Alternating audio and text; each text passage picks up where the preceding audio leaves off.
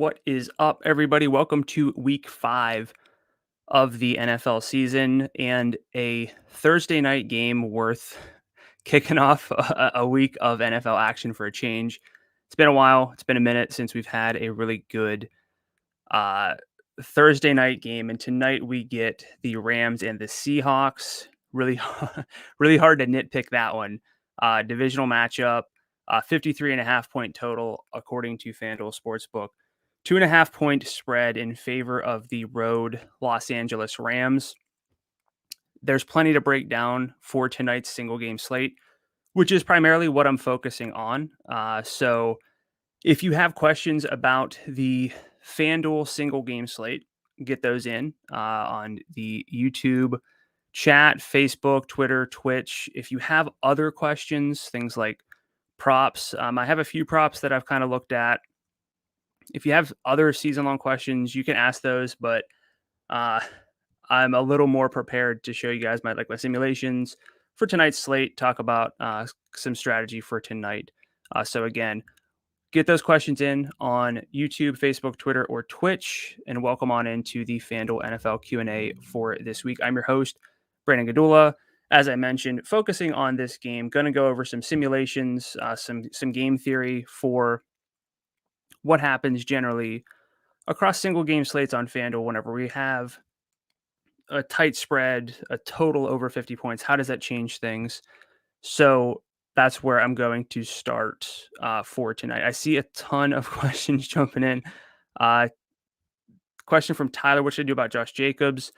I think Josh Jacobs is fine. Whenever he's healthy, they feed him the ball. He played a lot of snaps. Just kind of tracking that on Monday night. The production's not quite what you want it to be, but it's also pretty hard overall. Nitpick Josh Jacobs. You can try to trade him. I don't know what the going rate's going to be for him. I do have a trade value chart that I publish on NumberFire. It all comes directly from NumberFire's season-long projections, remaining season projections. I would recommend checking that out up on numberfire.com. Another question from Josh on Facebook: Pitts or Knox? Hard to go against Dawson Knox at this point. However, Calvin Ridley not making the trip to London. Russell Gage also either unlikely to play or is out. So Pitts could be the de facto number one receiver there. So I feel pretty good with Kyle Pitts. He's still got a good workload. They are going to have to throw him the ball eventually. So kind of hard to fade Dawson Knox, but for me, I would lean Kyle Pitts there. Okay, I'm getting a bunch of questions about the start sit questions. I'll get to those, but I want to break down the slate because that's what I'm here to do first and foremost. So I'll get back to those questions. But again, if you have specifics about tonight's slate, get those questions in. But for now, I'm going to jump into a single game slate overview for the Rams and Seahawks from a FanDuel DFS perspective. For tonight, I always like to start looking at things like pass defense, rush defense, receiving defense, some pace stuff to kind of get expectations for a particular game, because games depend, game flow depends on certain things. Trying to look for outlier matchups, and there's not a whole lot that pops up here on this slate. Now, one thing that does jump out to me is that these teams are kind of weak in terms of passing success rate allowed to opposing quarterbacks. That means that they're basically giving up consistent production, consistent positive plays to opposing quarterbacks. That's not really the recipe to stopping Matthew Stafford or Russell Wilson. So that is going to be a key for me this for tonight's slate. Kind of looking into expecting these teams to move the ball efficiently against one another, which isn't that big of a surprise given the total being over 52 points, again, on FanDuel Sportsbook with that tight spread. So it could be back and forth. So that's something that I'm looking for tonight. The Rams, just kind of the rushing defense overall just kind of rates out as about average, a little bit subpar. Big question for tonight is going to be Alex Collins and what we do with him at his FanDuel salary in the 7,000 range on FanDuel, because Chris Carson is questionable to play. So I run some simulations based in NumberFire's projections. Carson and Collins are kind of at half projections. But there are some question marks around Alex Collins regardless. So that is one thing that I'm kind of looking for tonight, not necessarily locking in Alex Collins. I think he'll be very, very popular on FanDuel. With a good matchup, it makes sense. With the salary, it makes sense. But the sheer end upside might not be quite what we want it to be.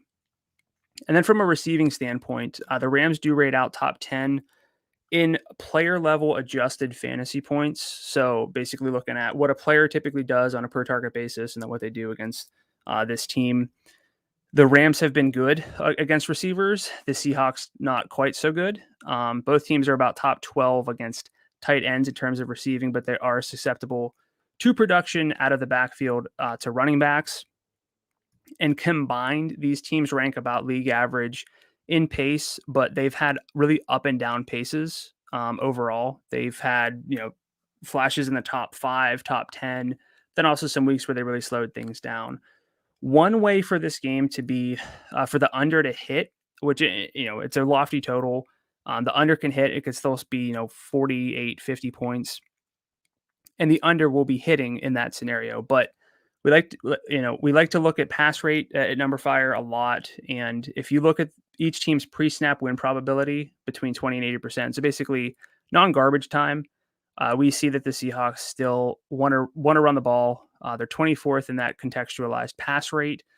So that could be a reason to be a little bit wary of stacking the passing offenses here. But that's going to be the default build for me for tonight anyway. 4 reasons I'll get into. One caveat there is that with Alex Collins kind of getting a lot of hype, not hearing a whole bunch about Darrell Henderson and his role's been awesome. But I'm going to dig into some historical optimal lineup notes based on games that kind of fit this bill over the past 3 seasons, so from 2019 through 2020. Looking at games where a total has been at least 50 points with a spread of 5 points or tighter. In this split, we do see that quarterbacks are most commonly the MVP in optimal lineups. They get about a 4 percentage point boost relative to the overall sample. For running back, it goes down about 8 percentage points. And for receiver, it ticks up 4 percentage points to the point where receiver actually is a little bit more common to be the MVP, which is really telling for tonight with multiple receivers who could be in the consideration for our MVP. Again, odds are it's going to be a quarterback, but the biggest leverage spot might be with wide receivers.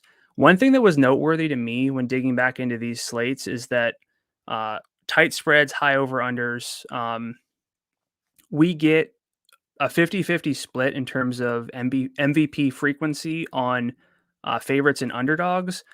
So that could sort of put us more on the Seahawks, who again are 2.5 point home underdogs compared to the Rams, who are favored. So I don't think Russell Wilson's going to sneak up on anybody, but he would fit the bill as kind of whenever there is an underdog MVP. Historically, in these similar game scripts, it's been a quarterback. So Russ, again, not going to sneak up on anybody, but that's what the data says. And then one thing I also always like to look for is just the percentage odds that a kicker makes the optimal lineup.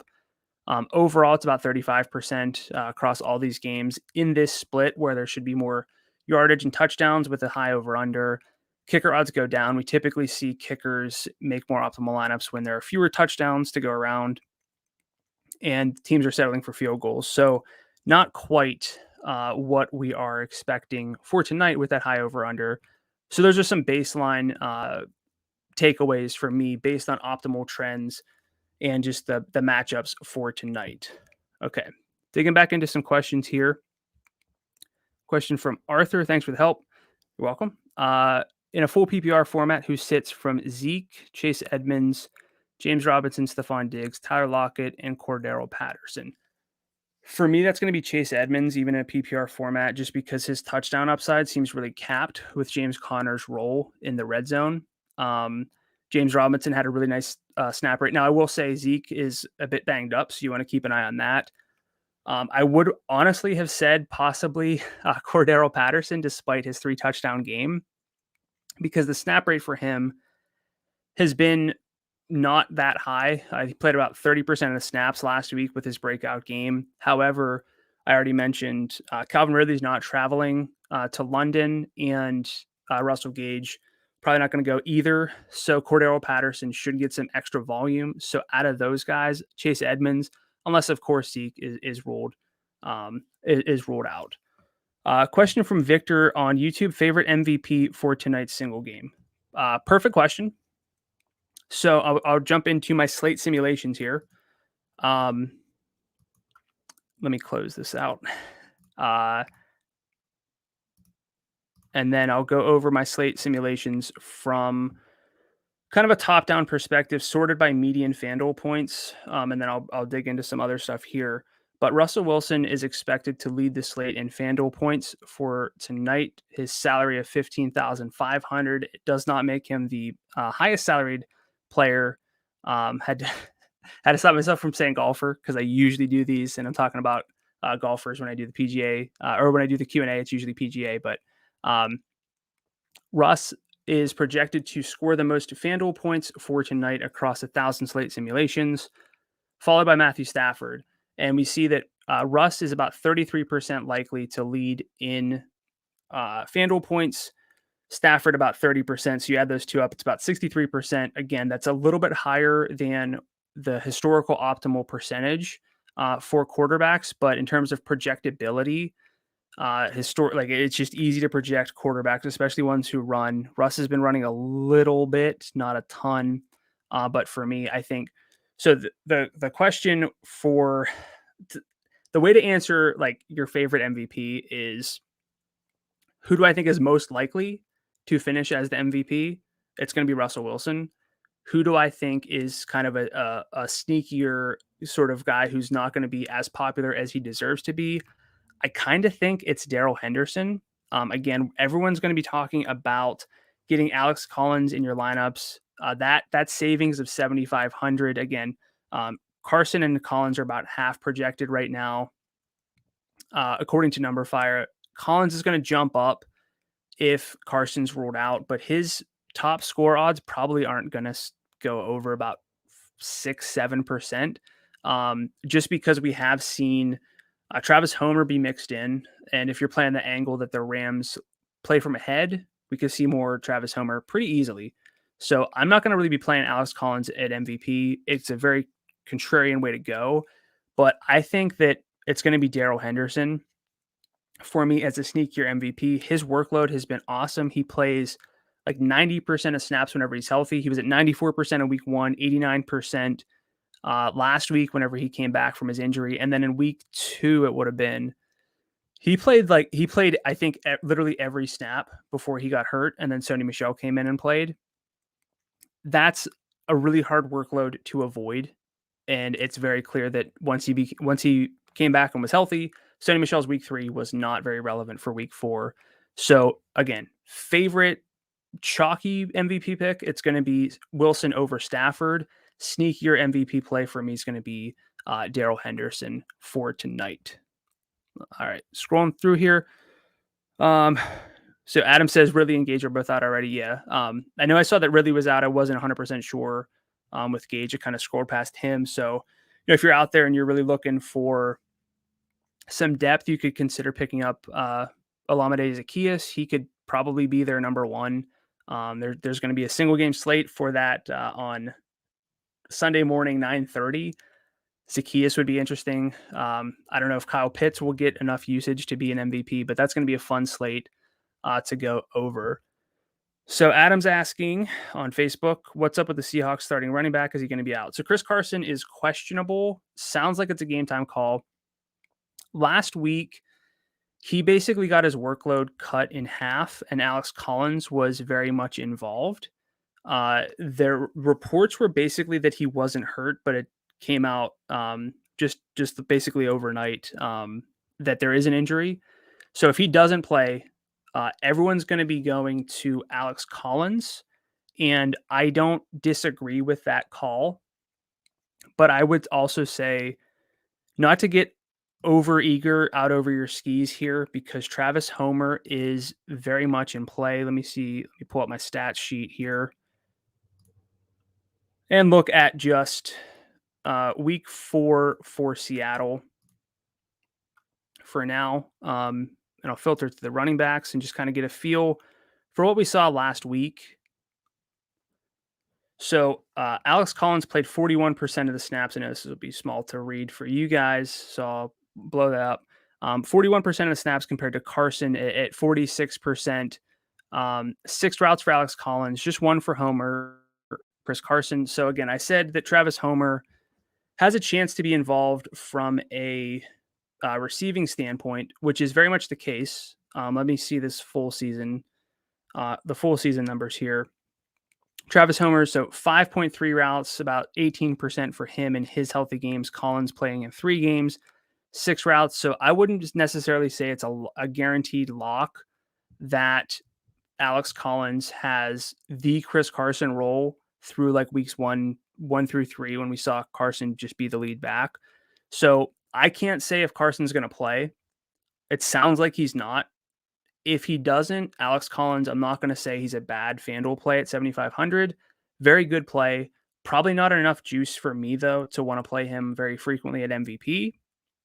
And if we're talking, single game slates, we're talking game theory, we're talking, what's most likely, but then also how we can benefit if the most likely doesn't pan out. In that situation, I would say kind of be willing to avoid Alex Collins a little bit and consider Travis Homer, especially if you're playing the angle. Maybe you play a Matthew Stafford MVP lineup. You say, I think the Rams are going to lead this game. Cooper Kupp's going to score. Robert Woods, despite all the narratives, not going to be more involved than normal. So the Seahawks are going to trail and they're going to have to throw a lot. And I think that actually benefits Travis Homer. So that's a way to play it, always with basically every single game lineup. You want to be telling yourself some sort of narrative so that the game, if it plays out the way that you think, you can get you get that leverage. So again, it's really hard with Alex Collins because odds are he's going to play 60+% of the snaps. The salary is really good, but everyone's probably going to be thinking that. And so you can benefit a lot if you just say, hey, I'm going to avoid the easiest value of the night. Hope he doesn't do a whole lot. And then you can benefit if that's the case. Question from Grimfan on YouTube. Do you think the Bucs beat the Dolphins for Survival League? Yeah, I'd feel pretty good with that. Could be a little bit of an emotional letdown week, but Jacoby Brissett's not been particularly good. So I would feel pretty solid with that. Question from Kyle. Do you expect Ramsay to shadow either of the Seattle receivers? So he hasn't been shadowing as much. He's actually been playing a lot out of the slot. And if Seattle's smart, they could just leave Freddie Swain there and keep DK Metcalf, Tyler Lockett on the outside. That could be a horrible read, but based on what they've done so far, I think Ramsey's at like 55% of his snaps in the slot. So they'll have some matchups, but based on what we know through 4 weeks, I wouldn't expect shadow coverage. So that's kind of how I'm playing it. I also DK Metcalf, I wouldn't worry about the cornerback matchup. Tyler Lockett, maybe not 100%, so I'd be a little bit more concerned. But for me, DK Metcalf is a full go. One thing I will say kind of while I'm talking about the Seattle receivers, Metcalf and Lockett, probably not the strongest correlations. Sometimes it can feel really good. If let's say you want to play Alex Collins or you're trying to play the angle of, Seattle trailing, and so you play Travis Homer, get some salary, you can get back up to Tyler Lockett and DK Metcalf. In that sense, they just don't have, like, their big games don't tend to overlap historically. So it's a little bit of something that I would say just to be mindful of. It can be really enticing to get Lockett and Metcalf right in that 12,000 range. Feel a little bit undersalaried for what they can do and bust open a slate, but not a whole lot of my lineups would actually have both for tonight. Okay. Lots of questions here. I got scrolled down to the bottom. I want to make sure I'm checking these out in order. Adams is looking at a plug RB because I don't trust Josh Jacobs' health. Yeah. I mean, Jacobs, again, when he's out there, he's generally leaned on. That's kind of what you get with Josh Jacobs. Not someone I've targeted historically in season-long leagues just because they don't seem to give him every single touch that they could give him. But yeah, I kind of understand that mindset there. Question from your boy Games: should I do Keenan Allen and Parker for CD and Anderson? I'm assuming that's Robbie Anderson. Um, I would. That's a pretty fair deal. Generally in a 2v2, I just want the best player. It's really hard to pick between Allen and CD Lamb. Both are kind of like sort of buy lows. I would probably side with CD Lamb on that situation. So I'd probably go that route again if that's Robbie Anderson. Question from Jerry: how do you think Collins and Higbee popularity is looking for me? I think there will be slate breakers along with maybe Will Disley. Yeah. So again, I think Collins will wind up being very popular as a flex play on FanDuel, provided that we get news that Chris Carson's out, in advance. I don't think he'll be very popular as an MVP just because the salary's low. Again, though, if I ran my simulations with him full, I would basically just treat him as Chris Carson. And I think Chris Carson has a fine floor generally, but he does not profile as someone who has slate changing upside himself. Alex Collins might be, I think he's a good running back. But he's going to be a great value play, a great flex play. From a baseline floor perspective, again, I think that he might be a little bit more popular as a flex play than he should be. So that's kind of where I am with Collins. As for Higbee and Disley, historically, tight ends really need a particular game script in order to make optimals. I'm not saying that they don't make optimals, but very, very rarely for them to be MVPs. The way that you would want to talk yourself into Disley and Higbee is kind of more, you say, hey, the Seahawks they want to be pass heavy or they want to be run heavy. They want to slow things down. If they don't have Chris Carson, they'll probably try to slow things down even more. So there's not going to be a ton of yardage. It's going to be the under. Therefore, I'm kind of looking at minimal TDs, and you're just kind of fading, the pass catchers, specifically Cooper Kupp here, because he gets a lot of his value from touchdowns. So if you're playing Higbee, I would probably be a little bit lower on Kupp, try to go that route. But yeah, I mean, for sure, Higbee and Disley are very sneaky plays. Freddie Swain as well. We've seen him be involved enough to catch a touchdown. And again, if you're playing the under, that can be enough. If you're playing like a 60-point eruption, it's going to be a little bit harder for the tight ends to get there, and someone like Swain, who has some more yardage upside just because historically receivers have more yardage upside. And we have Van Jefferson, Deshaun Jackson. These guys can, catch a 40-yard touchdown, and that can be enough. So very good calls on Higbee and Disley. Just be careful that you're not getting a little bit ahead of yourself. And I frankly don't even play like Travis Kelce very often at MVP on FanDuel. Question from DJ: Damian Williams or CEH? So we have basically a running back in the best offensive football, and DJ, I know you're always talking to Jim for MLB. We do the Heat Check podcast every Thursday, going over the slate. I talked in detail. I did a trend on the Bears' efficiency with Justin Fields, and Justin Fields has been really, really bad. Despite that massive gap in offensive efficiency, I would go with Damian Williams because Clyde Edwards-Helaire just does not have the role that you want him to have to feel great, especially when you have a better option such as Damian Williams. Jerry says, I don't think the captain spot, the MVP spot, will be a factor. Just my thought, but Wilson and Stafford are going to be popular. So personally, I'll try to fit both in every lineup. You can definitely talk yourself into a double quarterback lineup. Historically on FanDuel, there's not enough cap to go around to get both quarterbacks at a high rate in the optimals. I'm not saying it doesn't happen. It definitely happens. I think if memory serves, it's about 30%. the way that would happen is really hitting on value. So that would be one where you'd say maybe, it is just like a touchdown from Will Disley, or Tyler Higbee. So the receivers at the higher salaries aren't capitalizing on their high yardage upside and their touchdown upside. But the thing is, if you have, Cooper Kupp erupt and you have DK Metcalf erupt, you're not going to have enough salary to go around to get both quarterbacks in.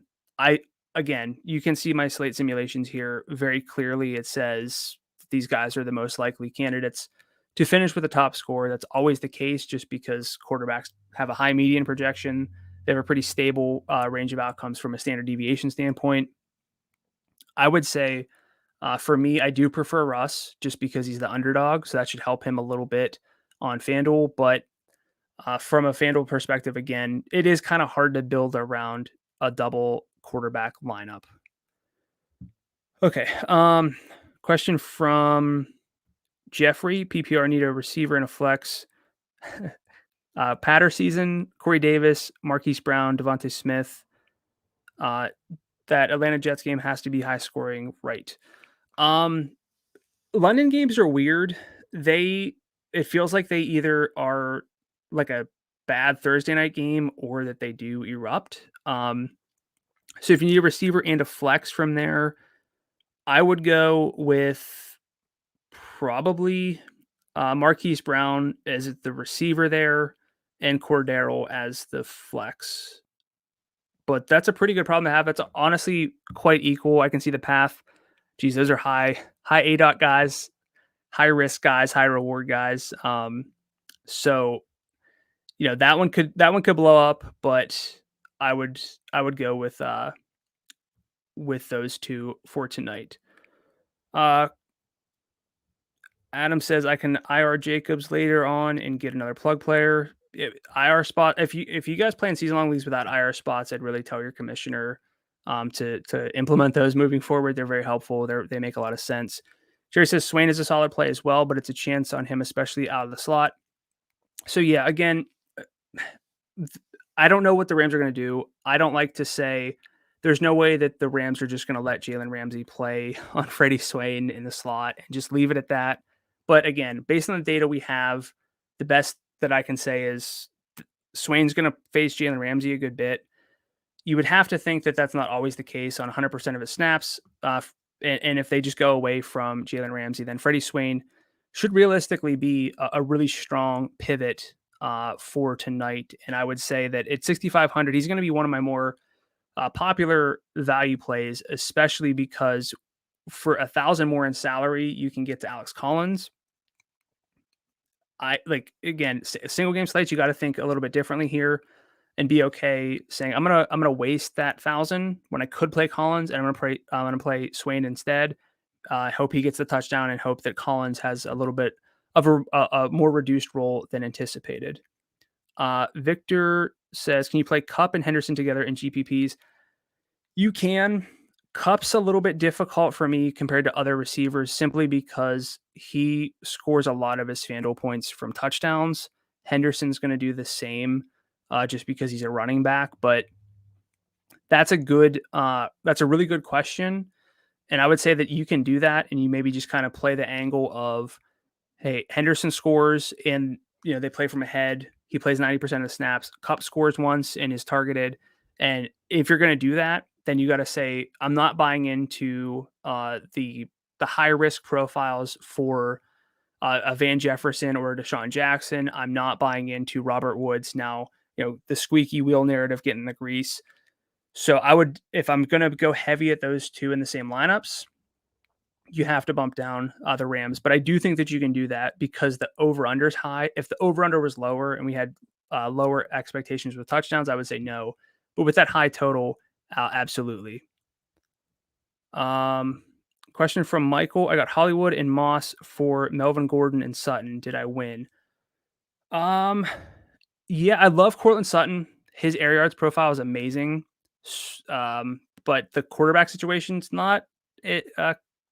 Teddy seems to be like he's trending in the right direction at least. I'm not super high on Melvin Gordon. You would expect Javonte to get more work throughout the season. Zach Moss in a really good offense. Hollywood honestly could be like a top 5 receiver the rest of the way if he can convert on those. But absolutely.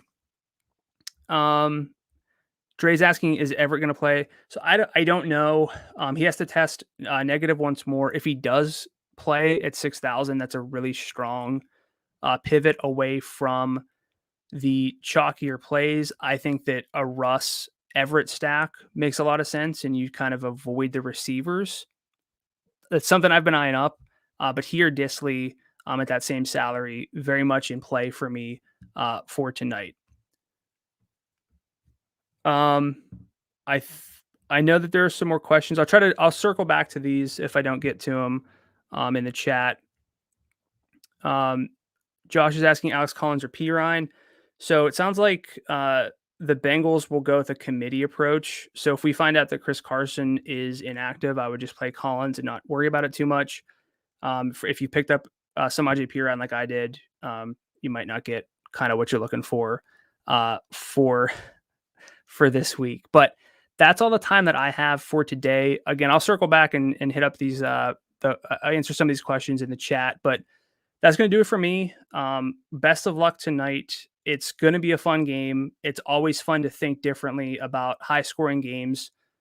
And for me, again, my favorite MVP of the night is going to be Russell Wilson, which I know is chalky, but my kind of pivot play is going to be Darrell Henderson, who's probably going to be a little bit less popular in the MVP slot than he deserves to be. So thanks for tuning in. Best of luck tonight, and we'll see you again next week.